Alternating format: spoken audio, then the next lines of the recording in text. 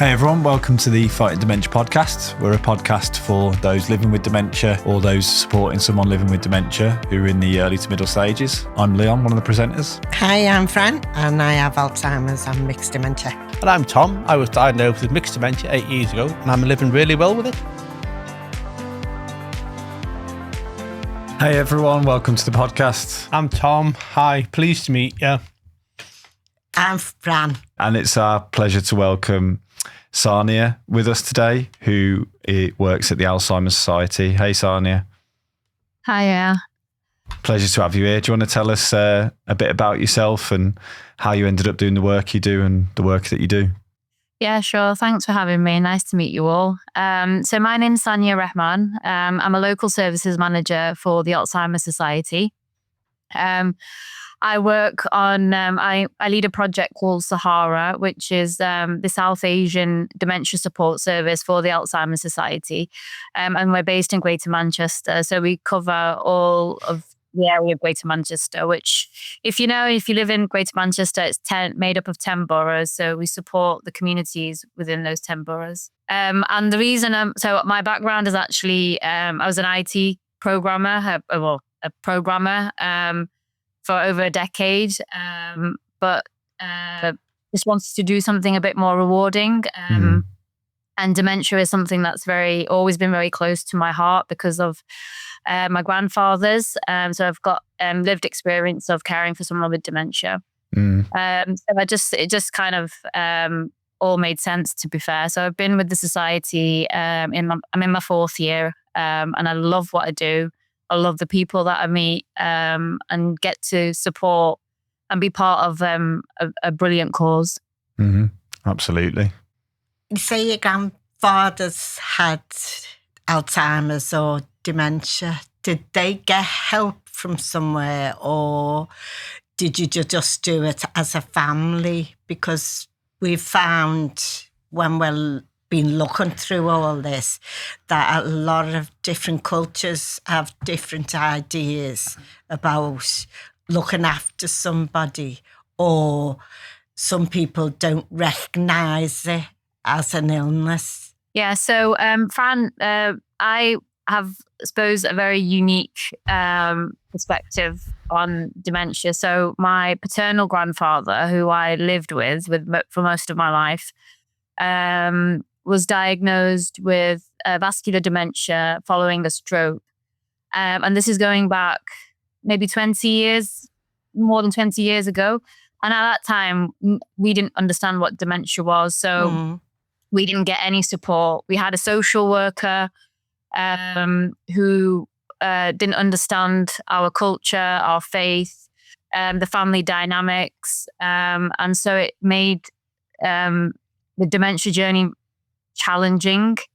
But from that experience, when my paternal grandfather passed away, my maternal grandfather was diagnosed with early-onset Alzheimer's. So we took that experience that we had and kind of had a more positive one. Because we had a diagnosis earlier for my maternal grandfather, we were able to, he was able to have better quality of life. And he lived with the condition for 17 years. So it was a much more positive journey with my maternal grandfather because we had support, we understood the condition better. The diagnosis made a huge difference having it early on. So it was a great experience for us as a family to be able to maintain my grandfather as he was for longer. His personality, his love, his memory. So it was, it made a huge experience. Difference. Yeah. When we had a former guest on, Michelle King, she mentioned she was Indian and her granddad had dementia, and she said in India, there isn't even a word for dementia, and there was stuff like, "Oh, you're just going crazy" or something like that, and it wasn't really acknowledged that it's even a disease. And I wanted to hear, your experiences with that yourself, and whether you still see that in communities that you work with in the UK and England. Yes, we do. Very much so. So yeah, like you said, there is, well, I've never come across the word dementia in any of the South Asian languages that I speak or have had in my around in my life. So there is no word for it. So all the words that are associated with dementia are all negative. Words like crazy, demented, obviously in different languages. Like the language I speak at home is Punjabi. Word for crazy is pagal. So that's how you would refer to someone with the condition, which is not a very nice word to use. And it's very much still in 2026, still the same for a lot of communities. Wow. Even we see it now as the lack of education and knowledge of what dementia is really poor. So that's one of the biggest parts of what we do. We deliver dementia awareness sessions for communities.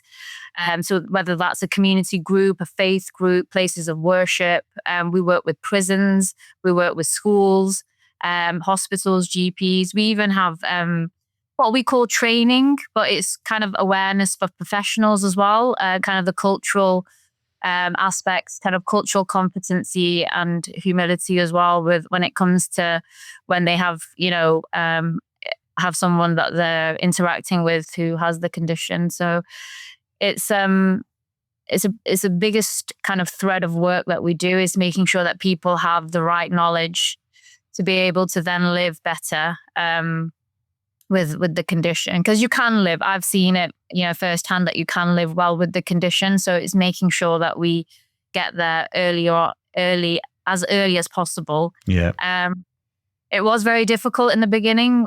So the service has been and the project's been running for over 3 years. So it was very difficult to interact and engage with communities.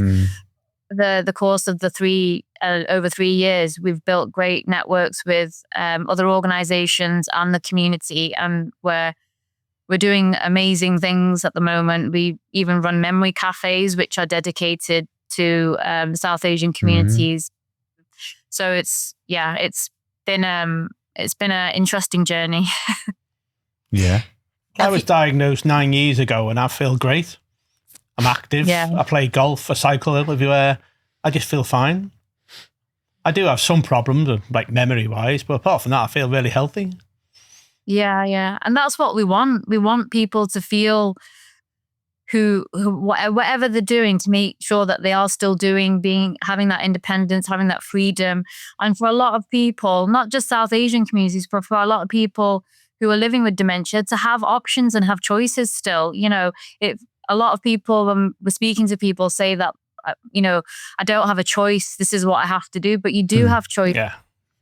You do have options. You can still, live a very happy, healthy life. It's not all doom and gloom. Yeah.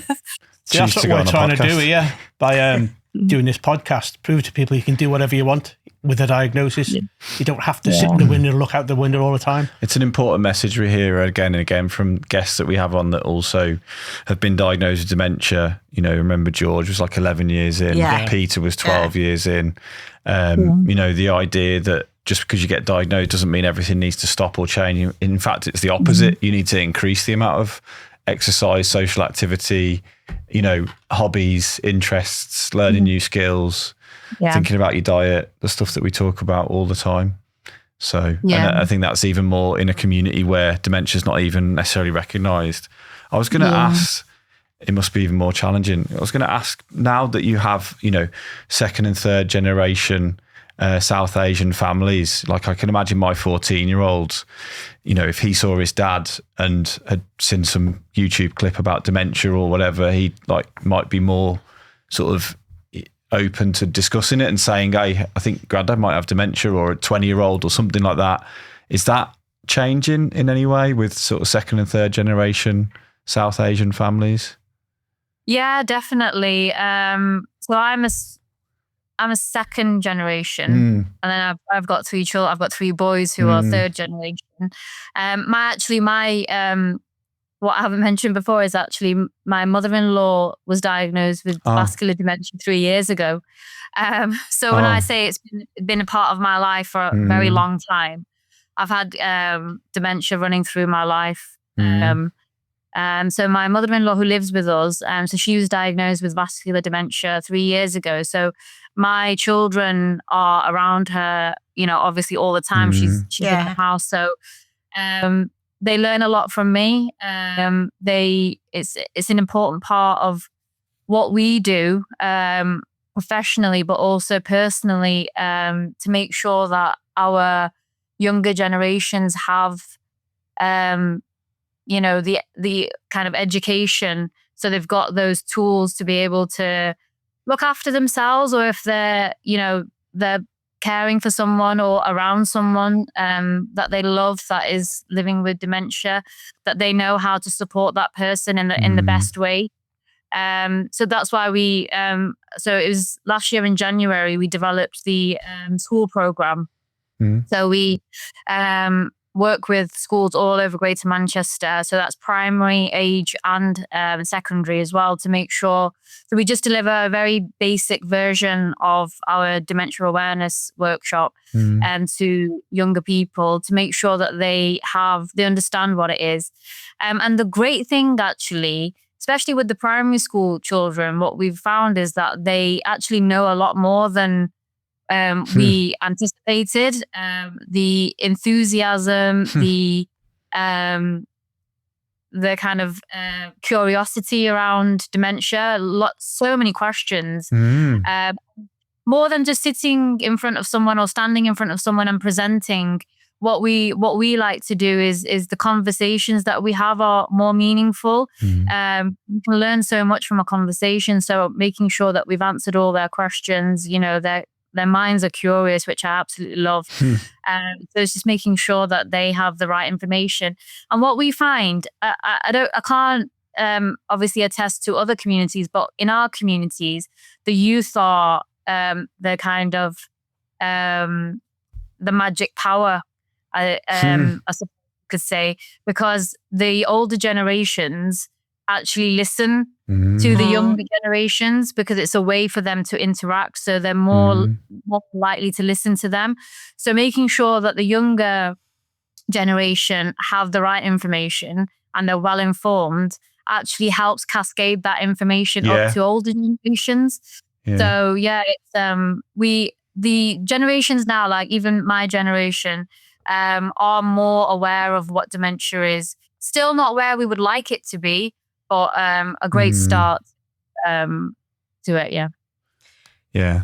Talking about children and school children, there's some board games now being released or will be released regarding dementia, and they seem to be really informative. I don't know whether you've come across any. There's something that Liverpool University have been developing, which is all about dementia awareness and stuff. So it might be a nice tool for what you're doing, taking that into schools. Yeah, really we good. do. We actually before they kind of it was in the very early stages of that game, we were actually invited to go and take part in a workshop to see if it could be something that other communities could use as well. So it's a brilliant tool. I have it at home. We have a gentleman that we support. He's caring for his wife who has vascular dementia, and he actually created a game himself. I mean, it's nothing fancy, but it's brilliant. It's he brings it to the memory cafe that we have, one of the memory cafes that we have, and he uses it to help other carers understand the condition. So it's just, That's it's great. Very small. Yeah. So it's brilliant. Yeah. But there's lots of other bits and things that help with cognition as well. Like I've got loads of board games, as you can probably see in the back that I play, that we use, that I play with my children as well, because it's important for me to make sure that they have exposure to that as well. So yeah. And if there was, for families who are South Asian listening to this, what if you could give someone in the early to middle stages or a family member who's noticing some changes maybe in their loved one, what advice would you give to those people listening? My message always to families is, to any families, but in particular, my own community, is that you're not alone. There's nothing to be ashamed of. No one's judging you. And feeling, it's just that you're not alone. There are people out there who are living with the condition, caring for someone with the condition, or have cared for someone in the condition with the condition. So, use that as a platform to live better and have the right information to be well informed. A lot of our people in our community will hide away because of judgment of the community, because of fear of what people will think, shame, because it's just not openly talked about. It's something that people fear, so they don't talk about it. So people are living with dementia behind closed doors. So just my message will always be that you're not alone. There are people who are going through the same journey as you. So reach out and ask for help. There's nothing wrong with it. There's no shame in it, and you should not be. It should not be something that you be fearful of. At the Alzheimer Society, we have lots of ways that people can get in touch with us, engage with us, even if English isn't their first language. So our dementia support line has a translation service. So if you can't speak English or have very little English, still give us a call, because we've got translators. We've got lots of literature on our website to help people understand it in their own language. So yeah. Brilliant. It's been great.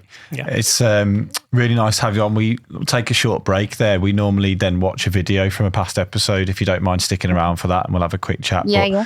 It's been really great to hear about your work and your insights into this community. So thanks very much. Thank you. Thank you. It's been a pleasure.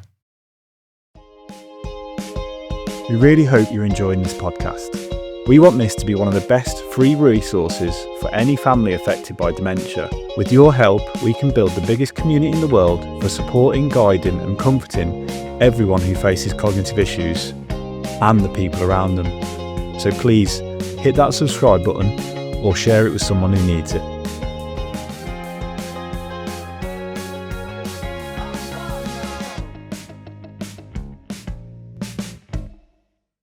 My ask is, we are a lot of organizations working for the good of dementia. So I think we need to come together, stop thinking that of each other as competitors. Yeah. Let's think about the impact we can have on the community, because there is room for us all. Absolutely. We're all in different parts of the borough. So, it's not going to impact. What can we do to achieve together what we couldn't do alone? Absolutely. And I think that's my ask. Because I don't intend to stop here.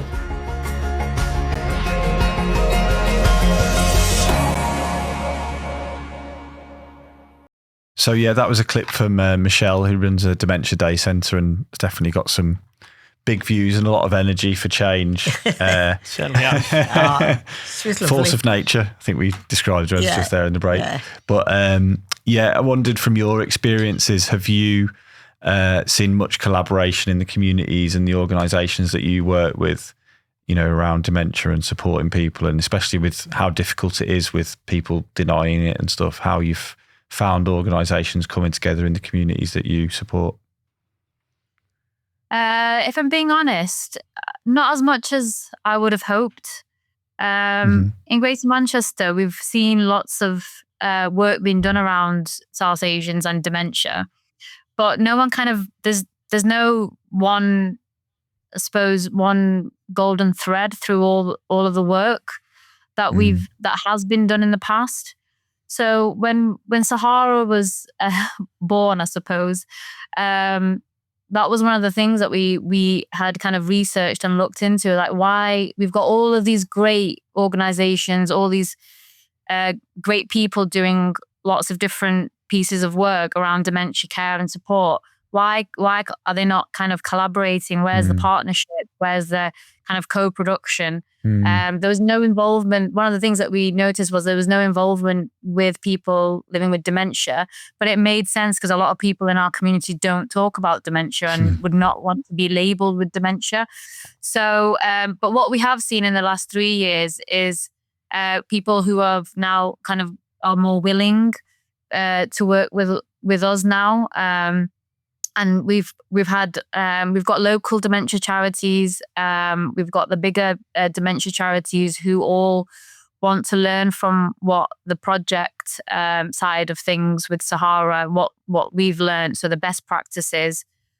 So we want to share. We want people, like Michelle was saying, there's no competition. We're all aiming and striving for the same thing. We all want the same thing. So why can't we just work together and align our values? I think we're getting there. We're not quite there yet, but we have a very kind of open door policy. Is like we want to work with everybody, and so we work in collaboration. We wouldn't be able to do anything that we do without collaborating with people. So we wouldn't be here if we couldn't collaborate. So it's a big part of what needs to happen. Yeah. And how about you, Fran and Tom? How do you find the link up of services that you're part of? Do you think everyone is linked together? Do you think people come together from your perspective of what you've seen? No, not at all. I'd say no. Yeah, I think. It's very difficult for somebody who's newly diagnosed and is not certain where to go and what to do. The people who are there to help us are there, but it's not advertised enough. It's not explained to people enough. It's true. You just feel that you've just been told and off you pop a leaflet or and what something. about now, sort of 6 and 9 years in? Much improvement. I haven't seen much. You might. Are you talking about the health system, or are you talking about because you've got groups like Sedgemoor and Tide? Well, Sedgemoor's good, but the health side of things, NHS, it's not been very good. There's no help out there for you, really. I mean, I haven't seen a specialist for maybe 8-9 years now. Yeah. I think that's what your CEO was kicking off. Is that right, Sania? The other day to, yeah. What was it she was saying? Because you'll know better than me. I'm sorry, I don't remember the exact quote of it, but yeah, it's just people are just handed, but they're given a diagnosis and just handed a leaflet, and then it's like trot. And one of the things so she's a new CEO, so one of the things that she really wants to look at is, how we can get dementia on the agenda, where it's not. I don't from a health perspective. Yeah. I don't think there's any. Is it with the NHS? There's no. They don't have any. They have those targets with dementia diagnosis. They don't have those anymore. Right. With the 10-year NHS plan, there's nothing about dementia and targets for diagnosis. So there you go. It's about campaigning. It's the UK's biggest leading cause of death. So I don't know why people are just not taking it seriously. It's tough, isn't it? Yeah. There's little pockets within the NHS who are doing a really good job. Yet there's not enough. What's the thing I'm thinking about? Not enough money in the pot to continue these things, or the education isn't as good as what it should be of how to use them. So we're going to change it all at the Fighting Dementia Podcast. That's the plan. We're gonna along with you guys, we're going to change the whole system. Yeah, we need to. Yeah, well, we can collaborate. Yeah, exactly. We are absolutely. We need to change the steer of it, the perspective, everything about how people see dementia. The moment you get diagnosed, you should be left with a plan and a strategy and knowledge of how to fight the disease. You know, we had a doctor from London on the other week, and, you know, to go and see her for 1 year was very expensive, but that's what she does with people who have money. It's like, right, you've been diagnosed with dementia. This is what we're going to do every day, every week, every month. This is what we're going to track. This is how you need to change your behaviors. This is what you need to do to, you know, fight neurodegeneration. This is what neuroplasticity is. Your brain can change over a period of time. Currently, it's going in the wrong direction, and you can change it with some behavioural stuff. That needs to happen, and it's not even close to happening. You get a leaflet and be like, see you later. I don't think we got a leaflet. So we're going to sort it out between the Alzheimer's Society and the Fighting Dementia Podcast. We'll just we'll do our best. Sort it out. Oh, it's lovely to meet you. Yeah, it's been great to have you on, Sabine. It's been a real pleasure. You have to come back on in a year and tell us how the project's going. Yeah, I will do. Yeah, I'd be happy to come back. Thank you so much for having me. It's been welcome. Thank you. Yeah, it's been great. Thanks. Thanks, Fran and Tom, as always. Thank you. Bye-bye. Bye. Welcome to Oily Fish. Hi, I'm Marion. I'm Tom's wife, and we're going to talk about our diet this week. Right. Well, my diet has been quite good because I've had granola every morning for my breakfast, mainly salads in the week for my dinners, and it's just been good for me. And I've had that, is it keratin, is it? Yeah. I have keratin every day, 20 grams. It's really good. I feel really good on it. Good. You're looking good as well. Thank you very You've been much. on your bike and everything. You said it felt much better, Been on my much bike, easier to it's easy to do. to ride. Whereas one time, if you were going up a steep, Oh, it was no. a bit more difficult. Go on then, Fran, how's your diet been? Well, you know what? I've had a few little goodies, but I've also still kept to the idea that if I have a goodie, I have to be really good and not eat rubbish after that. Stick to nice food like salad food or... How can you call salad nice? It is nice. It's Oh, lovely. no. It's You like can devil's food, isn't it? No, it's not. You can make nice yogurt dips and things like that, can't you, with it? And Yeah. you can add things to it and you can do all that. Salt. And cottage cheese is great as well. If you've got a salad to put in it, if you don't want to put mayonnaise in or something. And you can, what's that thing? You can blend it. You can blend your cottage Yeah. cheese. So it becomes like a mayonnaise, put a bit of mustard in. You can put anything in them and it's really nice. But I do tend to choose properly. And when I go out to eat, I choose properly. And I don't overdo. When I went out the other night to a party, I didn't overdo carbs or anything like that. I ate more the meat stuff, a little bit of rice, only a very, very small portion, whereas one time I'd have the whole plate filled up. So I am really aware of what I'm eating and what not to eat, but I will have a treat now and again. We deserve a treat, don't we? You've Really? got to have a treat because you won't stick to it otherwise, will you? But I feel better when I'm not eating Rubbish. junk. Yeah. You do. You've proved that as well, Tom, haven't you? You just feel so much better with yourself. Yeah. So, and you don't have to do without everything, as you know, because you're a cook and stuff, and you can make lovely things that aren't as highly calorific or as high fat or anything like that. So, yeah, there is other things out there. There's other options. It's just finding them and sticking to them. Yeah. Yeah.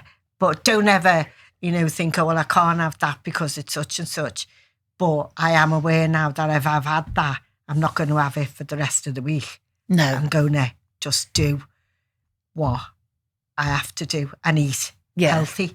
And as you say, that app is great. Yeah, it is. What is it? What do we call Yuka. it? The Yuka app. Because it just gives you everything on there.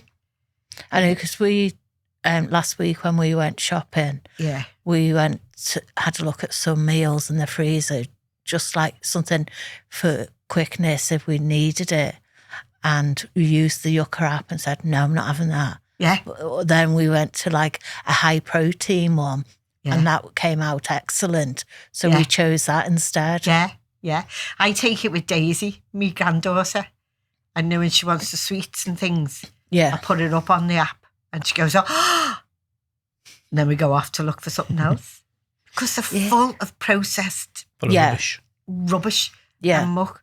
I'm sure when she gets home, she doesn't chili much. But we try to do our best with her as well, you know, and the kids, just to not give them as much processed food. So have you come up with any new recipes? I haven't really looked. I've been quite busy this week. Yeah. So I haven't really looked. But I will look for some new recipes for over the summer. Yeah. So when we come back after the summer break, I'll have some. Kieran's benefiting as well, isn't he? His son. He's doing really well, isn't he? Yeah. He's lost nearly 4 stone. Yeah, he's brilliant. And he looks really well, doesn't he? He does. Is he doing more now, Marion? He goes to the gym about 2 or 3 times a week. And he goes to our personal trainer that we have, Sam, once a week. So he's done really well. You still can't beat me at golf, though. Can't he? Good. But it's so important, isn't it, that we eat properly? Yeah, it is really. It is. It is. Because it's. I know Leon always says about your brain health and the people we've had on. And we do need to be looking after our brains. And we do need this next generation coming up, or the one after that. After that. To know what's going on. To eat sensibly. Yeah. Because you wouldn't wish these things that we have on anybody. Them, would you? No, not at all. So it does worry me when I look at my grandchildren or I look at other children and think what decisions they have to make. I know. Because there's so much out there. Yeah, there's so much processed stuff out there. And it's so easy, you know, to just buy a ready meal instead of, you know, cooking. Yeah. But I don't think they taste the same. You know, you don't get the flavours. No. And you don't get enough in them either, do you?